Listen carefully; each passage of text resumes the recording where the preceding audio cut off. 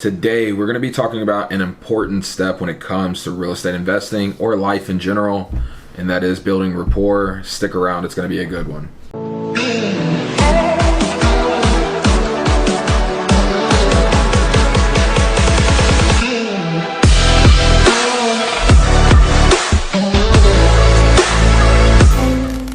What's up, guys? Welcome back to the channel. My name is Derek, aka Flippingahouse, and if you're new here, we talk about real estate, financial literacy, and how to get better all around. Today, we're going to be breaking down a topic that is essential when it comes to real estate investing and will serve you throughout life, and that is how to build rapport and how to do it efficiently and quickly so you can get the deal closed or make new friends. So stick around, it's going to be a good one. Now, when you hear the word rapport, you probably automatically think sales, and yes, rapport is a major part of sales, especially building rapport quickly, which we're going to talk about, but it's very essential when it comes to just meeting people out, making friends, or if you're in the dating world. But let's talk about some effective ways that it can be done where it's not cheesy, because people can always tell when you're being fake. Now, the first point I want to drive home with you guys is that we are all human beings. And what I mean by this is we are all people. We all deserve the same amount of respect. It doesn't matter if you're white, black, gay, straight, you're ethnic, like it just doesn't matter. We're all humans and we all want to be treated with respect. Now, knowing that we all want to be treated with love and respect, it's easy to move forward because we have an even playing ground, right? And for me as a real estate investor, oftentimes I'm going into a stranger's house. They know nothing about me, and I need to build rapport quickly, because not only are we going to get to the point where we're talking about a big sell or a big purchase or a big asset, that they're looking to get rid of, they need to feel comfortable. And I know we've all heard it before, but people do business with those they know, like, and trust. So how do we get a complete stranger, someone that we've never met, to know, like, and trust us? So here's a couple tips that I've learned over my last 6 years in real estate. Just like when I say rapport and just like when I say sales, we all get a little cringy. And there's a reason behind that. It's because we get a bad rep as salespeople because we oftentimes try to fake things. And just like I said before, we're all humans and we can smell it. Like blood in the water to sharks. People can tell when you're being fake. People can tell when you're lying. So if you go in and you're overly aggressive and you're trying to just, hey, I like this, I like that, I like this, like they can tell that you're being fake and that you want something from it. Anytime that I meet a stranger and they're overly eager and excited, I'm always waiting for the sales pitch. And it's the same way with random people or your sales prospect. They can tell when you're faking it and when you're just trying to blow smoke to get them to like you. And nobody likes that. I know I don't, and I'm sure you don't as well. Now, the lovely part about building rapport is you don't actually have to do a lot of talking. And I think that's going to be my first main point. Listening is the key to building rapport. Now, like I said before, it doesn't matter if you're trying to date or you're trying to close a sales prospect. Listening is key. I always say that it should be 80% the other person and 20% you. Now, that means 80% they are doing the talking, 20% I'm doing the talking. 80% I'm listening, 20% they're listening. Because here's what happens. Humans are naturally egotistical people. And what I mean is we love talking about ourselves. And that's okay. We're pretty awesome, right? At least I know I am. But my point being is if you can get someone talking about themselves, which isn't very hard, all you have to do is listen and listen intently. Because that's the thing. Most people here to speak, right? They're hear what you're saying to respond, but they're not actually listening to you to feel understood. Don't let that go over your head because that's probably the biggest gem in this video. But seriously, if somebody's talking, for instance, and I go in to meet with them about their house and they're telling me about their family and their kids and everything, I'm listening because they're giving me free information about themselves, which gives me points that I can build bridges and build rapport with them. So for instance, if somebody's telling me about their niece and they spent the weekend with them at the soccer game, I'm naturally going to open that up even more for them to give me more information. And what I mean is this is active listening. And what you can do is actually ask questions, simple questions. This will take their small answer and turn this into a full 20-minute conversation. So if somebody's telling me about their kids playing soccer, I'm gonna be like, oh, that's great. How old are your kids? And then that's gonna open up a whole nother thing. And then when they're done with that, I'm gonna be like, oh, that's great, right? Tell me about when they started playing soccer. Oh, what team do they play for? Like there's so many questions that you can build on this one little thing. And it's the same when you meet a girl in the bar, right? Most people of the opposite sex, they just wanna feel valued. And so when you meet someone new, the best thing you can do is ask them about themselves. They love talking about themselves. So like I said, it doesn't matter if you're using this for sales, for dating, for just making friends in a new area. This all applies. Now, on top of asking questions, I like to be specific and ask open-ended questions, meaning it gives a lot of room for them to fill in the gaps, which over time is me just collecting more and more data that I can connect with them, right? When I am given my chance to speak, I now have things that I can connect me with you so that we are one of the same, because you don't want to be across from the person. When building rapport or doing sales in general, you want to be walking beside them, like almost holding hands, because not only when you're facing each other is it kind of like you're going back and forth, but where do most people fight from when they fight? You know what I mean? They're fighting face to face.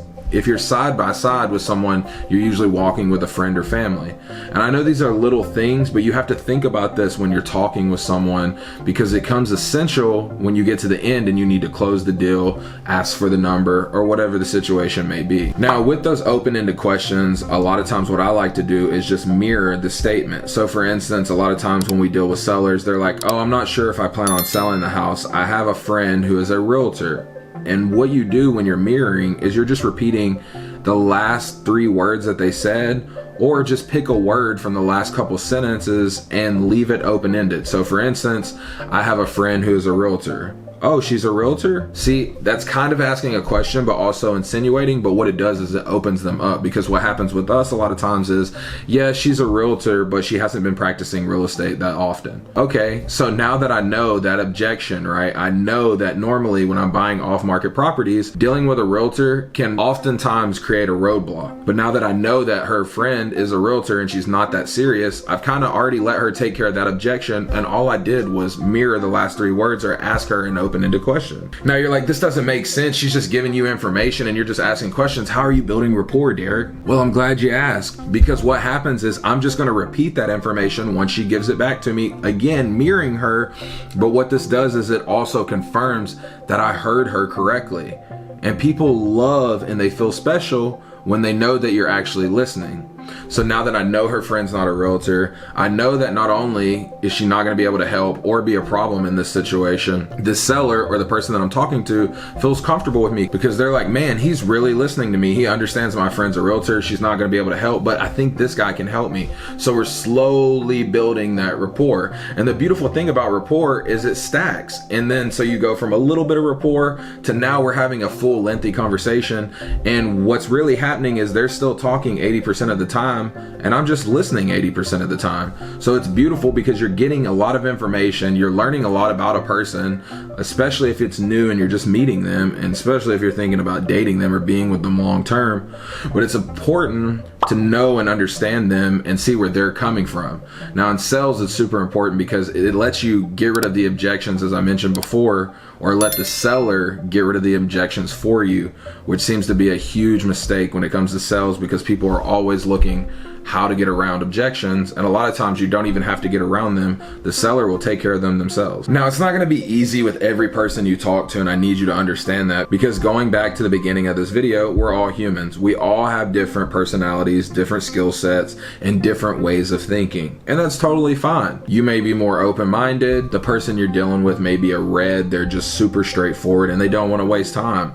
So you have to learn how to deal with these people. And to be honest, this can be one of the best things ever to help you build rapport fast, and that is match the energy of the person you're talking to. If you guys have never done a personality study and you don't know the colors or whatever analogy is used for the 4 different personalities, I would definitely say go test and look into that, because it's important to understand what the different personality types are, because once you understand the personality types, you can spot them when you meet people, and then you know how to respond accordingly. Now, for instance, I'm a very red personality. I don't like wasting time. I don't like bullshitting. I know when I'm being sold, so I'm very direct, but that doesn't mean everybody's going to respond well to that. And that also means that people that talk to me may come at me, you know, not so correct, and I hurt their feelings, not intentionally, but that's just my personality type.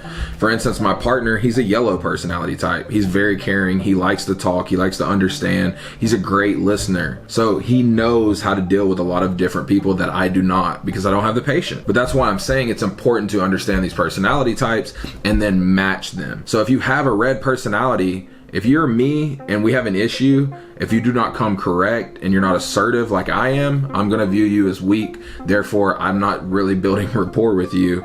I've kind of conquered the situation. Now, that's just with a red personality type. And it's the same if you get on the phone or you're dealing with a seller and they're like, hey, I just want a number. Hey, Mr. Seller, I totally understand. You're on page 6 and I'm on page 1. So can you catch me up to speed? Do you see how I matched that tone, but I also brought it back to where I'm at? And you just have to learn with the different personality types how to handle accordingly and shift. And then once you get them talking, just because they're red doesn't mean that they're not passionate. But now that you know how to address them, you can get them talking, you can build rapport a lot faster. So my second thing is match the energy. Now, the last tip that I really have kind of brings together everything that we've already talked about, and that is when you're given the opportunity to talk about yourself, I like to throw out what I call as like fishing lures. And here's an example.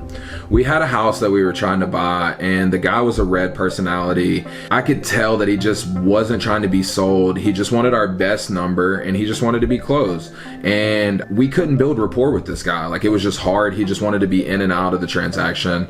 So we were standing in the driveway and he started talking, and I started using all the tips that I've used in this video, but we still weren't getting anywhere. And I was letting him do a majority of the talking. So when I was given an opportunity, one of the questions that he had asked is, how did we get into real estate? I always use this moment to throw out as much as I can about my life so I can see if I can find any bridges to the information that he's already given me.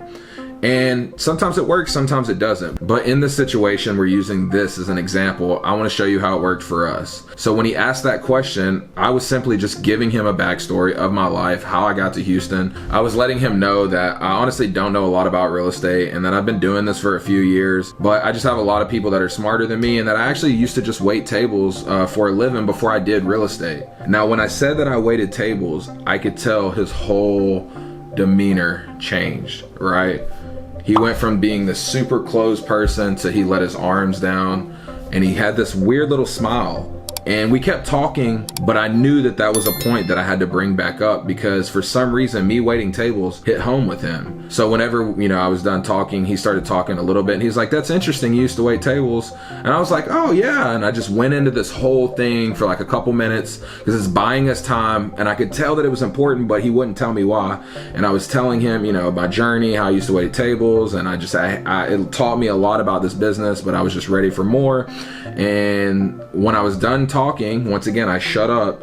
He started telling me about his son, and his son waited tables, and his son had been in the industry for a long time in the restaurant industry. And from that one little thing that I gave out, we were able to build rapport. And the funny part about that is that one little thing that I picked up on and I watched and I knew we built rapport on, we were able to get the house not only for the price that we offered, but the seller actually price dropped us and we got it $5,000 cheaper just because we were straightforward. And I found that one little clue to build rapport. Now, I'm not saying that our history is going to be the one thing that always saves us, but I'm just saying when you're given moments and you have those harder clients or people that you're dealing with and you're not finding a lot of areas, given the opportunity, you want to make it about them, but you definitely want to drop some hints about yourself and talk about similar situations and things that you've been through, because you never know what that bonding may be. And it's not going to happen every time, but I can give you a lot of scenarios that that's happened more than once. And these are the tips that have just been helpful for me. And when you're doing these things and you're building rapport, obviously it's important to read body language. As I mentioned, when I gave that information, I just saw him light up. So I know that it's something important. That would probably be like my extra tip for this video is, when you're in person, it's a lot easier to build rapport because you can read body language. So given the information that they're giving you, how you ask questions, how they're standing, how they respond, are they happy, are they mad? These are things that help you as well. It's just important to understand that we're all humans. We love talking about ourselves. Listening is probably the most important part. And when you're given an opportunity to talk about yourself, kind of stretch and look at ways that you can build rapport with people, but be genuine. Don't be fake about it. I hope this video was helpful for you. And if you made it this far, I truly appreciate you. If you're not already, make sure you're following me on Instagram and TikTok, and make sure you go like, subscribe, tell a friend about this channel. We're trying to grow it, and we're dropping weekly videos, but I appreciate you guys hanging out with me. Until next time, peace.